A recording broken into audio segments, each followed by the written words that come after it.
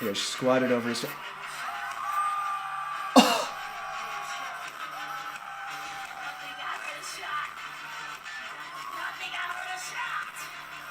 And I used to play with her. Hey everyone, JT here doing a reacts video, and boy does this one hit close to home. So my friend Troy Jackson, who I did a duo with a number of years back, Jackson and Curtis, he sent me a message. It was a news story, and the news story was Brass Against Sophia Urista urinates on fan's face during festival set. And I was like, oh my God, what? And the reason I was so shocked by this is because I know Sophia. I've played in a band with her. When I first moved to New York back in 2010, Sophia was part of the Kenny's Castaways scene. I met her when I first walked in. One of my first gigs that I started doing in New York City was backing her up. And she was like, you know, this great R&B rock singer, performer, had a very kind of raunchy style, something kind of like Prince, or, you know, I know she was really, really into Prince. I haven't talked to her in a really, really long time. She was on The Voice, and she started this band called Brass Against, which is basically they do kind of like hardcore alternative and metal stuff with horns, which I'm always a big fan of. I've seen a couple of their clips. They've got a great clip of them doing Killing in the Name of. I was shocked to see this story. I mean, I'm not that shocked because, to be honest, Sophia was always a very raunchy performer, you know, in the great tradition of rock and roll performers. I mean, she would, you know, have this very sexually charged show. We would do songs like, she used to do a great version of Darlin' Nikki by Prince. She would do Closer by 9 Inch Nails. And, you know, she would not change the lyrics. And, you know, she would like work the crowd, you know, she'd kind of have the sort of dominatrix sort of thing going on. And God help you if you were some guy who was trying to ogle her, because she did not play that. And it was always very fun to watch. So unfortunately, as these things happen, I lost touch with her. She went off to do other things.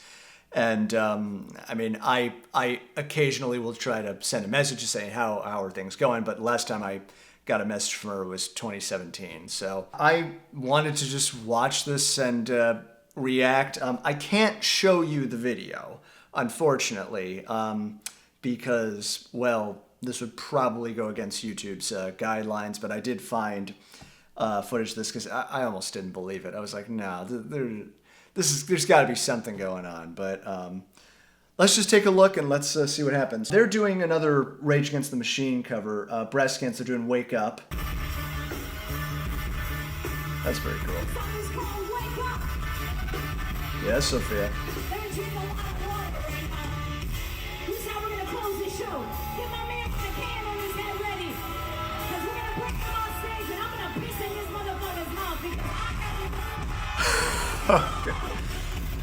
Okay, so this was obviously planned. I'm assuming, you know, she's definitely saying she's going to do it, so.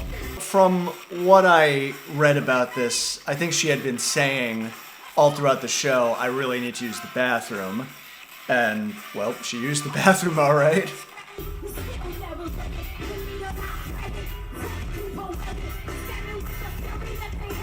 It's funny, I don't remember her rapping that much when I used to play with her, but, you know, then again, I didn't rap back then either, and I kind of do now.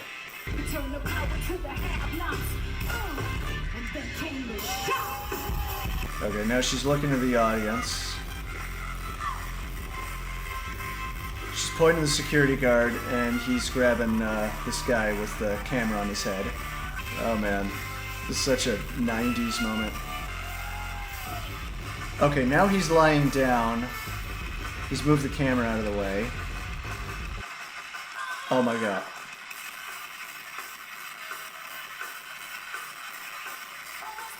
Okay. Okay, she's literally taking her pants down. I just want to state for the record, in all the times that I played with her, as outrageous as she would get, she never did this when I was playing with her. So this is either something she's been doing recently or she's just going for it right now. But, oh my God, I can't believe I'm watching this. Oh my God. She squatted over his face. Yeah, she squatted over his face.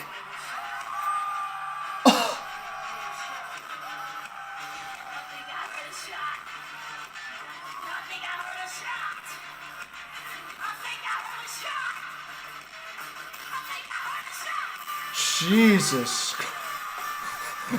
The guy's looking like he's really enjoying it. This is sick, man.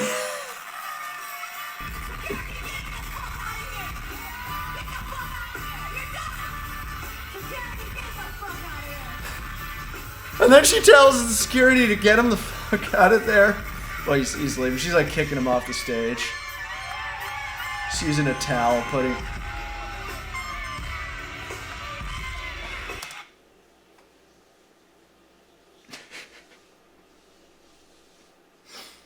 Yeah, and I used to play with her.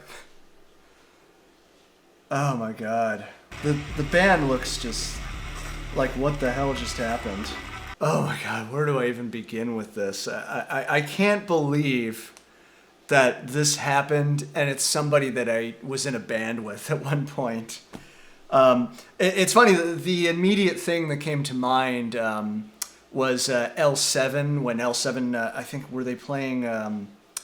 I don't know if they were playing Pinkerton or they were playing Lollapalooza, but they were having mud hurled at them, and Danita Sparks threw her used tampon into the audience. We talked about that in the History of the Rock 90s show. Eat my used tampon. That's what this kind of reminds me of, although that was more just like a reaction to this very misogynistic behavior that was happening. This was clearly planned of some kind. I mean, it's funny because I'm now just doing, I'm working on the Doors playlist. I'm getting further along with that. And of course, one of the famous stories about the Doors is that Jim Morrison famously exposed himself at a concert in, was that the Miami? I think that was in Miami. Or at least threatening to expose himself. We're not really sure, there were no pictures or anything of it. But... you want to talk about wet-ass pussy.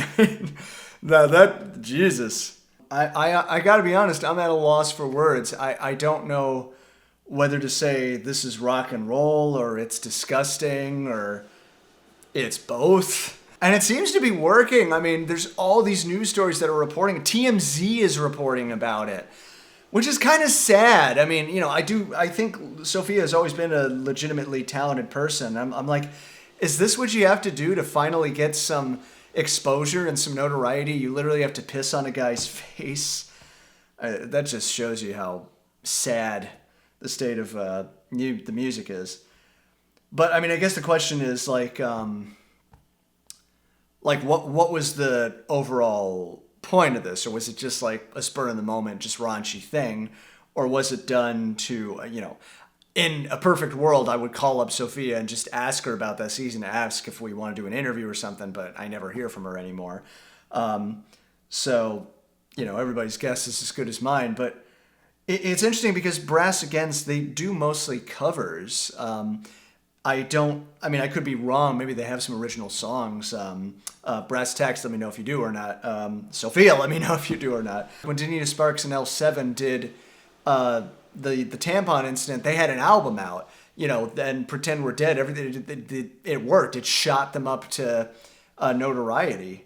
Same thing with the Doors. They went on the Ed Sullivan Show and Jim Morrison said, "Girl, we couldn't get much higher." And the song was already #1 and it went even higher because of the pun. So yeah, I just really wanted to watch this and react to us. And I mean, just say, yeah, I used to play with her. And now she's hit the big time. I'm curious what's going to come out of this. Sophia, if you're watching this and want to have an interview or chat or anything, just say hi. I'll Talk to you soon. Oh my god, what did I just watch?